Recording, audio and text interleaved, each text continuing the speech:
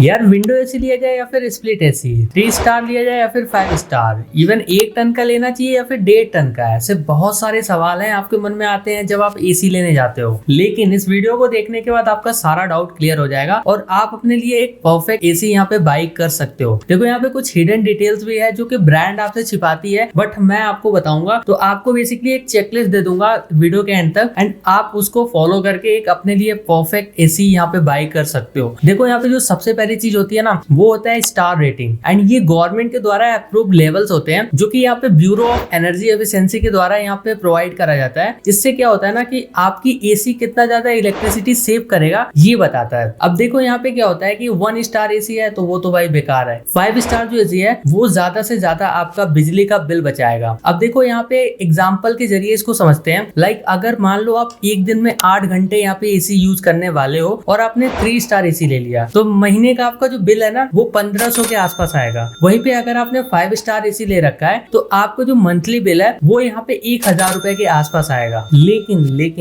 यहाँ पे एक सबसे बड़ा ट्विस्ट ये है ना कि देखो जो एसी होता है वो नॉर्मली ज्यादातर लोग यहाँ पे 2 महीना 3 महीना 4 महीना मैक्सिमम ही यूज करते हैं, क्योंकि यार भीषण वाली जो गर्मी होती है ना उसी में ज्यादातर लोग एसी यूज करते हैं। उसके अलावा तो यार फिर फैन का काम चलता रहता है, एंड ज्यादातर लोग एसी सिर्फ यहाँ पे 3 से 4 महीने ही यूज करते हैं। तो इस हिसाब से अगर आप मान के चलो कि यहाँ पे आप 3 से 4 घंटे ही डेली के यूज करने वाले हो और 3 से 4 महीने यूज करने वाले हो साल भर में, तो आपको यहाँ पे 3 स्टार एसी की तरफ जाना चाहिए। क्योंकि यहाँ पे क्या है कि आपको इनिशियली सस्ता मिलेगा और जो बिजली का बिल आएगा भी ना वो यार 10 साल लग जाएंगे अगर आप मान लो 5 स्टार एसी लेते हो एंड उसको यूज करते हो। तो 5 स्टार एसी उनके लिए सही रहता है जो लोग यहाँ पे मिनिमम यहाँ पे 8 घंटे तो यार यूज कर ही रहे हैं, 8 घंटे 10 घंटे 12 घंटे, तो वो लोग यहाँ पे 5 स्टार एसी की तरफ जा सकते हैं। एंड जो 3 स्टार एसी होते हैं ना वो 5 स्टार के कंपैरिजन में सस्ते भी होते हैं। अब देखो यहाँ पे जो स्टार रेटिंग होते हैं ना ये परमानेंट नहीं होते हैं, इसकी भी वैलिडिटी होती है। जैसे कि एक एग्जांपल के थ्रू समझते हैं। अगर आपने 2021 में यहाँ पे 5 स्टार एसी लिया होगा तो 2025 तक आते आते यहाँ पे वो 5 स्टार एसी बस 2 से 3 स्टार एसी की तरह ही परफॉर्म करेगा। कहने का मतलब ये है कि जो एसी होते हैं ना वो जैसे जैसे पुराना होगा उसका परफॉर्मेंस जो है वो यहाँ पे ऑटोमेटिकली डिग्रेड हो जाएगा। तो इसलिए जो भी आप एसी ले रहे हो कोशिश करो कि यार लेटेस्ट मॉडल ही लेना। जैसे होता है ना कि मान लो आपने 2-4 साल पुराना एसी ले भी लिया तो वो आपको सस्ते में तो मिल जाएगा, बट यहाँ पे यार वो पहले ही डिग्रेड हो गया है, उसका आपको उतना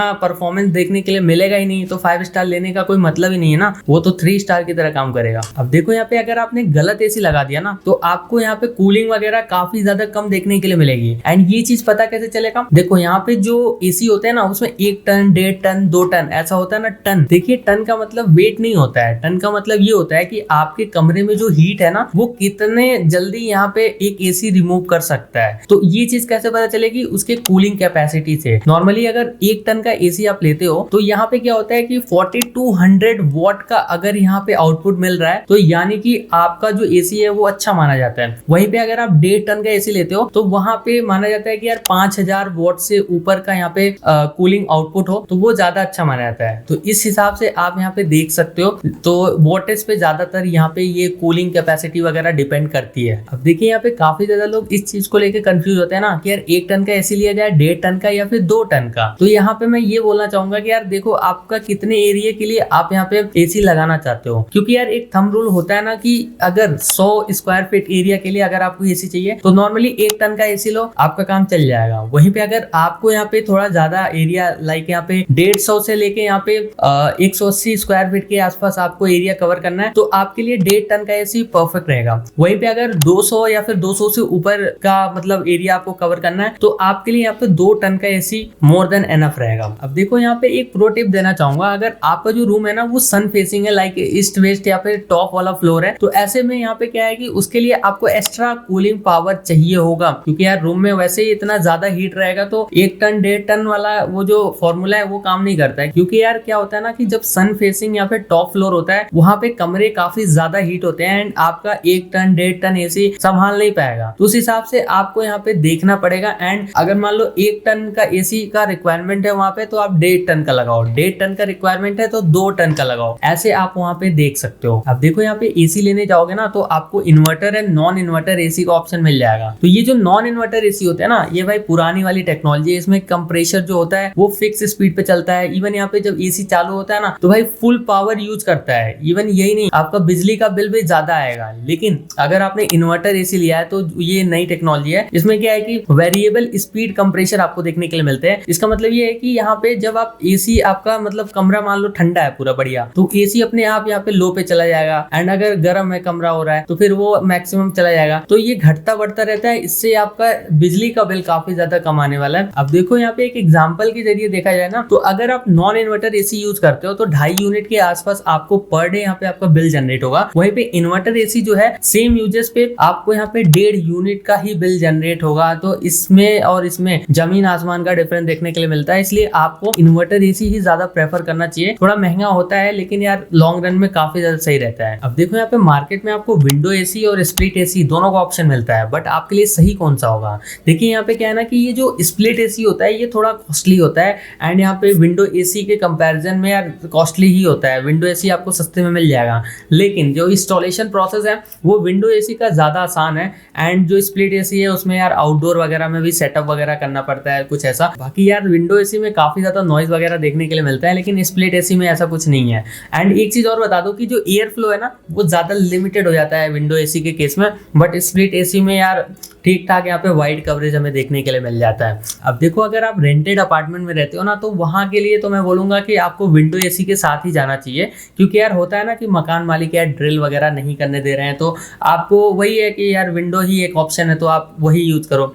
बाकी देखो स्प्लिट एसी काफ़ी ज़्यादा सही होता है एयर फ्लो वगैरह के केस में। इवन यहाँ पे कंफर्ट के मामले में जो स्प्लिट एसी है वो ज़्यादा अच्छा रहता है, क्योंकि रात में आप सो रहे हो तो थोड़ा नॉइज़ वगैरह बहुत ही कम देखने के लिए मिलता है। एंड विंडो एसी तो इस मामले में सही नहीं है। अब देखो अगर आप एसी ले भी लेते हो ना, तो यहाँ पे आप एक चीज का ध्यान रखना कि आजकल जो ब्रांड्स है ना वो क्लेम करते हैं कि स्टेबलाइजर फ्री ऑपरेशन ऐसा मेंशन करते हैं, बट यार आपको इसके चक्कर में नहीं पड़ना है, क्योंकि यार होता क्या है ना कि इंडिया में ज्यादातर लोग गाँव वगैरह में भी यहाँ पे एसी वगैरह लगवाते हैं, तो वहाँ पे क्या होता है कि यार वोल्टेज का फ्लक्चुएशन काफी ज्यादा होता है। तो इस केस में अगर आपने स्टेबलाइजर नहीं लगा रखा है तो आपका जो एसी का पीसीबी है ना वो भाई डैमेज हो जाएगा, एंड डैमेज होने के बाद जब रिपेयर कराने आप जाओगे तो 8,000 से लेके 10,000 का फटका लग जाएगा। तो ऐसे में बेटर यही है कि 2-2.5 हज़ार का स्टेबलाइजर आता है, आप वही यूज करो, एंड उससे भाई डेफिनेटली आपका सारा कुछ प्रोटेक्शन रहेगा। वैसे यहाँ पे आपको ब्रांड देता है ना कि यहाँ पे वारंटी वगैरह। अब देखो वारंटी से याद आया कि इनका वारंटी भी यहाँ पे 3 तरह का होता है। सबसे पहला यहाँ पे कॉम्प्रिहेंसिव वारंटी,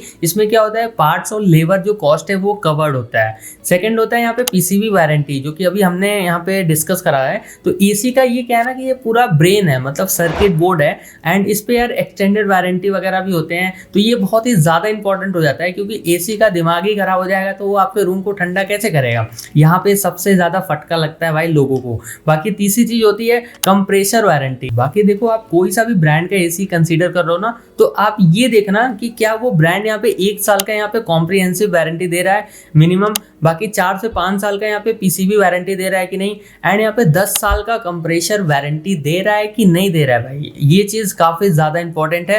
एंड वारंटी वगैरह यार एसी के केस में होता है ना कि यार इतना पैसा आप लगा रहे हो, मान लो कल ही कुछ हो जाए या फिर ऐसे है तो मतलब साल 2 साल 3 साल तो यार कुछ पता ही नहीं चलता है ना। तो इसलिए यहाँ पे ये सारी चीज़ों का आपको वारंटी वगैरह देख लेना है, एंड जो ब्रांड यहाँ पे ये सारी चीज़ें क्लेम करती है उसी के साथ आप जाना। बाकी देखो यहाँ पे आपने इन्वर्टर एसी ले लिया, लेकिन यहाँ पे नॉइज़ वाला थोड़ा सा आपको गेम देखना पड़ेगा कि जो भी आप एसी ले रहे हो ना वहाँ पे चेक करना जो इंडोर नॉइज़ लेवल है वो यहाँ पे 30 से 38 dB के बीच में ही होना चाहिए। उससे ज़्यादा है तो यार आप परेशान हो जाओगे भाई, नॉइज़ वगैरह काफ़ी ज़्यादा देखने के लिए मिलेगा। तो इसलिए 30 से 38 dB के बीच में है तो उसको अच्छा एसी माना जाता है। तो इस चीज़ को आप यहाँ पे कंसिडर करना। बाकी देखो क्या है ना कि यहाँ पे पाइप वगैरह का भी क्वालिटी होता है, तो कॉपर और एल्यूमिनियम का ऑप्शन आपको देखने के लिए मिलता है। तो कोशिश करना कि 100% कॉपर कंडेंसर वाला ही एसी कंसिडर करना, क्योंकि वहाँ पे आपको लॉन्ग लाइफ देखने के लिए मिलता है, लेस मेंटेनेंस है, इवन यहाँ पे बेटर कूलिंग वगैरह भी देखने के लिए मिलेगा।